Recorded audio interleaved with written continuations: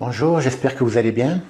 Avez-vous déjà subi un harcèlement, qu'il soit physique et ou psychologique, jusqu'à vous dévaloriser, perdre l'estime de vous-même, tout faire pour être invisible et même jusqu'à aller haïr l'école? Je vais vous raconter aujourd'hui l'histoire de cette jeune femme qui souhaitait s'arrêter après le bac. Et pourtant, donc, elle a pu aller péniblement jusqu'à ce diplôme-là.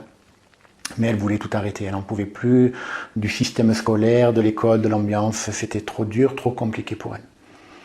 Donc lorsqu'elle m'est amenée pour consulter, trouver des solutions, il s'avère qu'il est ressorti une information très douloureuse pour elle, qu'on a dû travailler à plusieurs fois. Et elle disait donc qu'elle avait été harcelée tout au long de sa 4e, par un groupe là de garçons et de filles, et ça avait été vraiment très, très compliqué pour elle. Hein. Donc ce qui en est ressorti, c'est qu'elle n'arrêtait pas de se dévaloriser. Je vous disais, elle faisait tout pour ne plus être vue, hein, passer inaperçue, être invisible.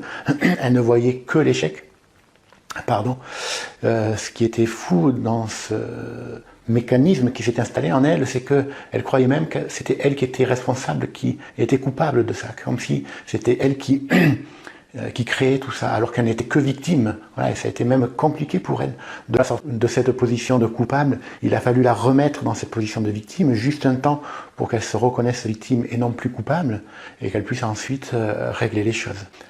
À travers ce cheminement, donc, elle a pu faire tout ce qu'elle n'avait pas pu faire par le passé, et justement à ce groupe de garçons et de filles, leur dire, s'affirmer devant eux aussi. Et donc voilà, c'était important pour elle de revisiter tout ça, jusqu'à ce qu'elle reprenne confiance, qu'elle puisse se reconnaître dans ses valeurs, dans ses ressources, dans ses capacités. Elle avait une intelligence émotionnelle mais géniale, et donc elle a pu reconnaître tout ça, jusqu'à enfin s'autoriser à reprendre ses études, continuer ses études, parce que elle, son truc, c'était d'être styliste, mais à aucun moment, là, elle pensait pouvoir s'autoriser tout ça. Elle était vraiment que dans la vision de l'échec.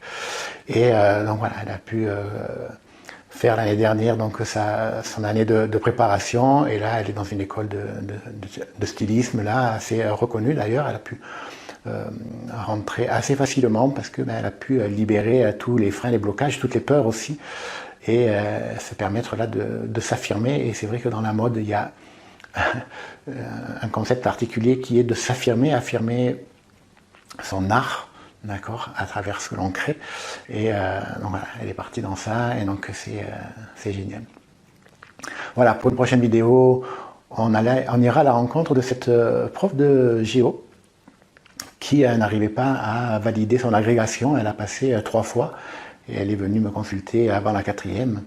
Et donc, vous découvrirez que finalement, c'est une maladie. Elle avait été atteinte là d'une gastroentérite la veille et pendant ses examens pour valider son agrégation la première fois. Et depuis, elle remettait une sorte de système là de reproduction, et elle passait toujours à côté de sa validation, quoi. Voilà, on verra ça dans une prochaine vidéo. En tout cas, je vous souhaite une belle journée. C'est Roland Imordino, donc coach et thérapeute, et je suis vraiment là pour vous aider à réussir tout votre cursus personnel, scolaire et même professionnel, vous permettre de vous découvrir, vous rencontrer dans vos capacités, vos compétences, dans vos richesses personnelles, vos valeurs personnelles, dans votre identité, et vous autoriser à dépasser même vos objectifs qui peuvent être limités par des blocages, des peurs, des histoires du passé, et vous permettre vraiment de vous réaliser dans votre vie. À très bientôt dans la prochaine vidéo. Je vous souhaite une belle journée. Au revoir.